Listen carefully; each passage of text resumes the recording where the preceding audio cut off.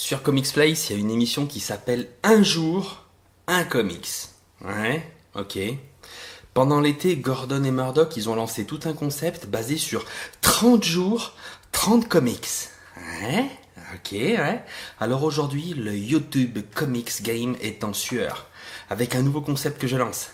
Un jour, 2 comics. Pou, pou, pou, pou, pou. Vous l'avez pas vu venir celle-là, hein? Générique. Don't care a fuck cause I'm just drinking, smoking, straight west coasting, bitches putting ass in motion, pussy popping, sex promoting. I don't care a fuck cause I'm just drinking, smoking, straight west coasting. Bonjour et bienvenue dans les rubriques de G pour cette vidéo consacrée à 2 récits Marvel de très très grande qualité. J'ai souhaité faire une petite présentation croisée car je trouve qu'entre ces 2 récits, il y a de nombreux points communs et c'est tout simplement 2 chefs-d'œuvre. Le premier récit que je vous présente aujourd'hui n'est autre que Hulk Futur Imparfait, un ouvrage qui a bercé toute mon enfance, scénarisé par Peter David et dessiné par George Pérez. Si vous regardez mes précédentes vidéos, vous aurez l'occasion de constater qu'on a déjà parlé de ce scénariste et de ce dessinateur. Qu'est-ce que je peux vous dire de plus? De mémoire, c'est sorti en 1993. La première fois que ça a été édité, c'est chez Semic dans la collection Top BD et c'est le numéro 31. Il a ensuite été réédité chez Panini dans la collection 100% Marvel, si je ne vous dis pas de bêtises. Le pitch, pour faire simple, efficace et court. L'incroyable Hulk, le docteur Robert Bruce Banner, débarque dans un futur apocalyptique. Voilà, l'humanité est complètement décimée, il y a eu tout un tas de guerres atomiques et seuls quelques êtres vivent dans cette ville qui s'appelle Dystopia. Dystopia est une cité qui est dirigée de main de fer par ce personnage, le Maestro. Et le Maestro, c'est tout simplement l'incroyable Hulk du futur.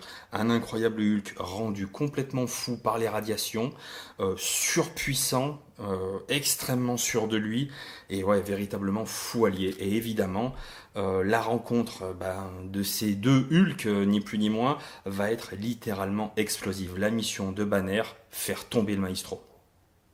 L'autre récit que je vais vous présenter aujourd'hui, Old Man Logan, scénarisé par Mark Millar et dessiné par Steve McNiven. Ces 2-là ont déjà collaboré ensemble par le passé autour de Civil War. Et je dois avouer que j'adore véritablement Civil War et ce récit. Généralement, quand ces 2-là travaillent ensemble, ça me plaît beaucoup. La première date de parution, j'hésite entre 2008 et 2009, je me rappelle plus exactement, et c'est toujours disponible à la vente chez Panini Comics dans la collection Marvel Deluxe. Alors le pitch, il est assez simple, on se retrouve une fois encore dans un monde post-apocalyptique, c'est un des premiers points communs, on va dire, entre ces 2 récits. Là, il n'est pas question de guerre nucléaire, absolument pas. Les méchants, les vilains, se sont ligués et ont réussi à battre de manière définitive les super-héros. Et une fois qu'ils ont remporté la bataille, ils se sont partagés les USA. Donc vous avez un territoire qui est occupé par Crâne Rouge, un territoire qui va être occupé par Fatalis, un territoire qui va être occupé par le Caïd, et un territoire qui est occupé par Hulk et sa bande de Green Neck. Voilà, Wolverine, qui est donc évidemment le protagoniste principal. Voilà, c'est Old Man Logan. C'est un personnage absolument fascinant. C'est un Wolverine qu'on retrouve brisé. Il a complètement cessé d'être un héros. Il est rangé de tout ça. Il a sa petite famille. Il cultive des terres sur le territoire de l'incroyable Hulk et il doit régulièrement lui verser un loyer. Et le début de l'histoire, c'est tout simplement Logan. Il a un peu de mal à joindre les 2 bouts. Il n'arrive plus à payer le loyer à l'incroyable Hulk et il va devoir partir en mission, ou plutôt accepter, on va dire, une mission, un contrat avec Œil de Faucon, voilà, que vous pouvez voir ici.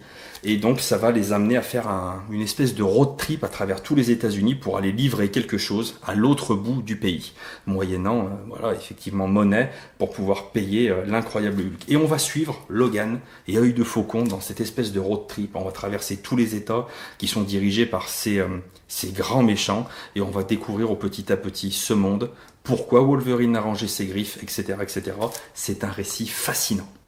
Alors, quel est mon avis sur ces deux récits, sur ces deux fabuleux comics, et pourquoi j'ai tenu à vous faire une petite présentation en parallèle de ces deux fabuleux comics. D'abord, Hulk Futur Imparfait. Bon, vous le savez maintenant, si vous suivez mes vidéos depuis quelques temps, j'adore l'incroyable Hulk, et notamment la période du début des années 90 avec Peter David.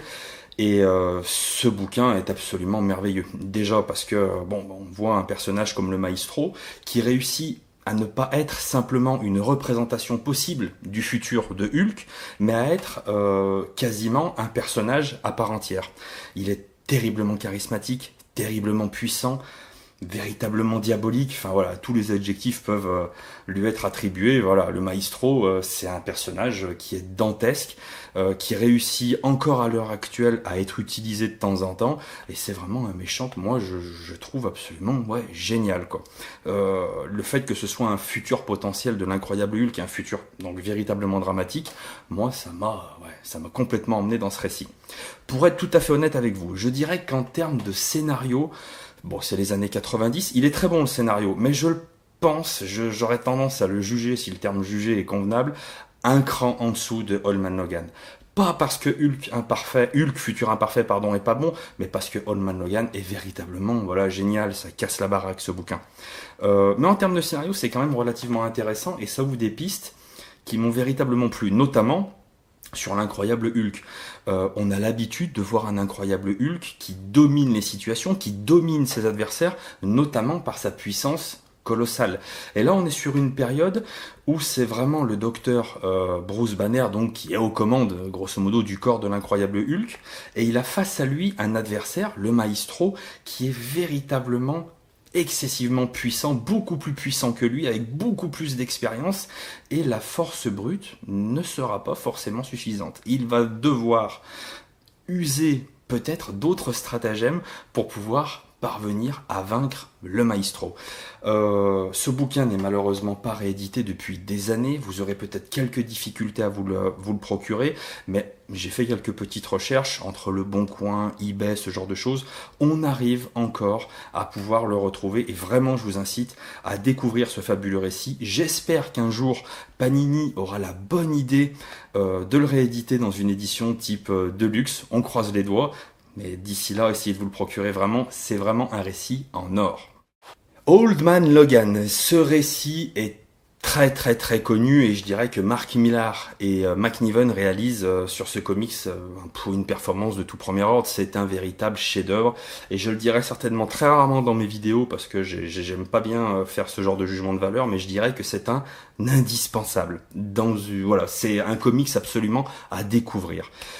L'immersion, elle se fait dès les premières pages, elle est totale. Le dessin de McNiven, de toute façon il est magnifique, mais le scénario est très bien emmené, on rentre très vite dans l'histoire, et ce road trip où on accompagne donc Œil de Faucon et Wolverine à travers les USA qui sont dirigés par les super vilains, c'est vraiment génial. Il y a plein de petites références à l'univers Marvel, qu'on connaisse l'univers Marvel ou pas, ça passe. Je dirais qu'il y a quand même tout un tas de trucs qu'on peut comprendre, et c'est véritablement bien pesé, bien réfléchi, c'est absolument génial.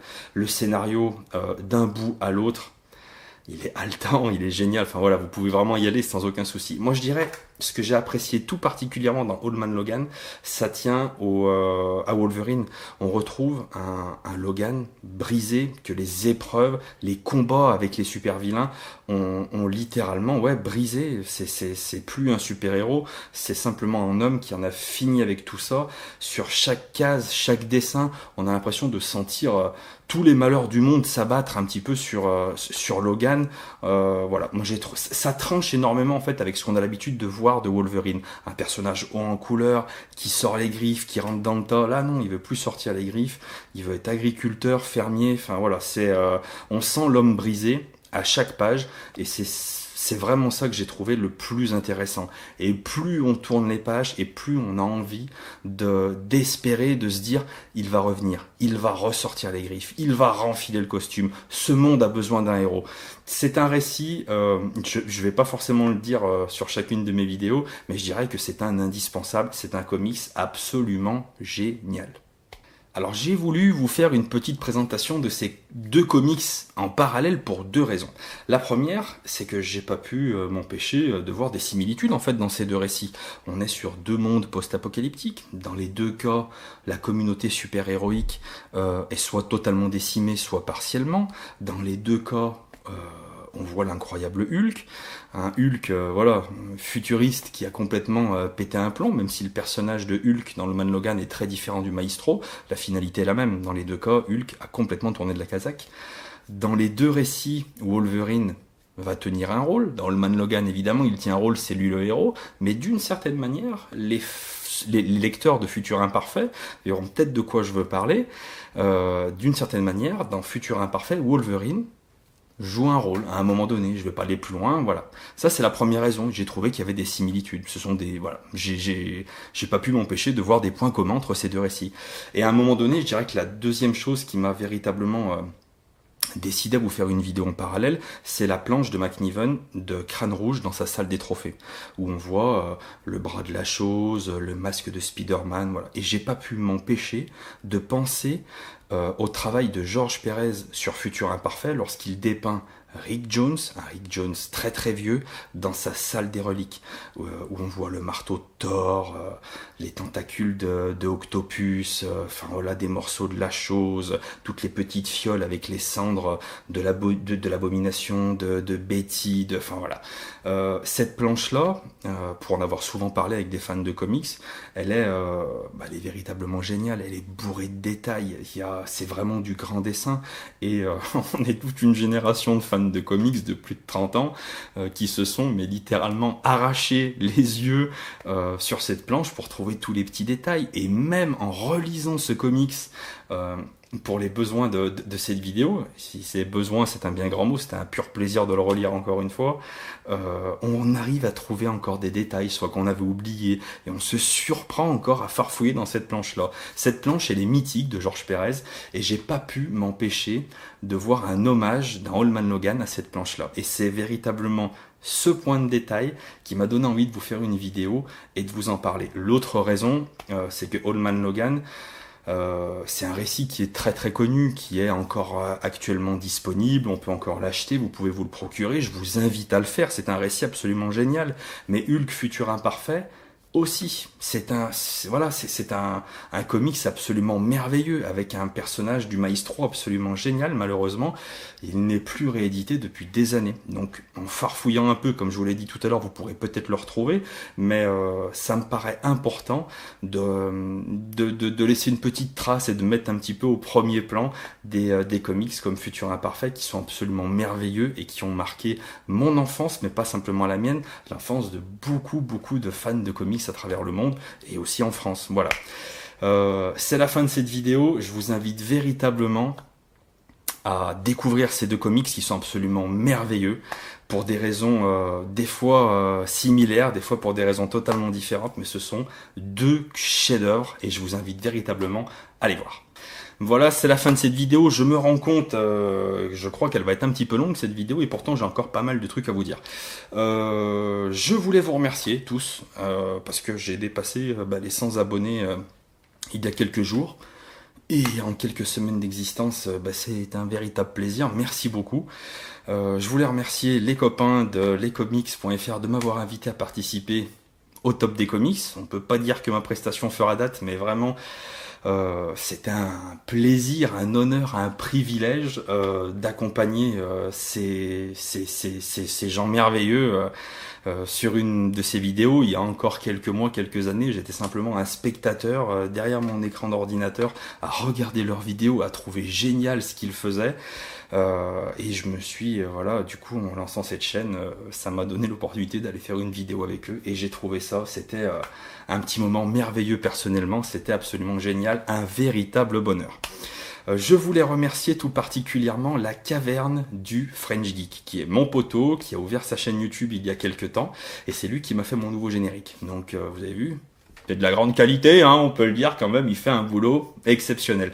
Si vous ne connaissez pas sa chaîne, je vous invite à aller la découvrir. pour vous faire, entre guillemets, oh oui, j'ai fait ça, on est de nouveau dans les années 90, pour vous faire, entre guillemets, le pitch de cette chaîne YouTube. Le French Geek, c'est un Français qui est un expatrié et qui vit aux USA, et il nous fait découvrir, grosso modo, son quotidien, les boutiques, etc., etc., et notamment toute sa vie de geek, sa culture geek. C'est un grand geek, que ce soit en termes de statut, de littérature, de comics, de films, de séries, de jeux vidéo. Voilà, c'est une mine d'or. Je sais qu'il y a énormément de vidéos qui sont en préparation de son côté, et il n'a pas fini de nous faire rêver. Je vous invite absolument à aller découvrir la caverne du French Geek. Ce sera tout pour moi. Je crois que la vidéo va durer un quart d'heure. Je vous remercie tous. C'est un plaisir de vous faire cette vidéo. Je vous dis à très bientôt dans les rubriques de G. Don't care a fuck, cause I'm just drinking, smoking, straight west coasting, bitches putting ass in motion. You'll see.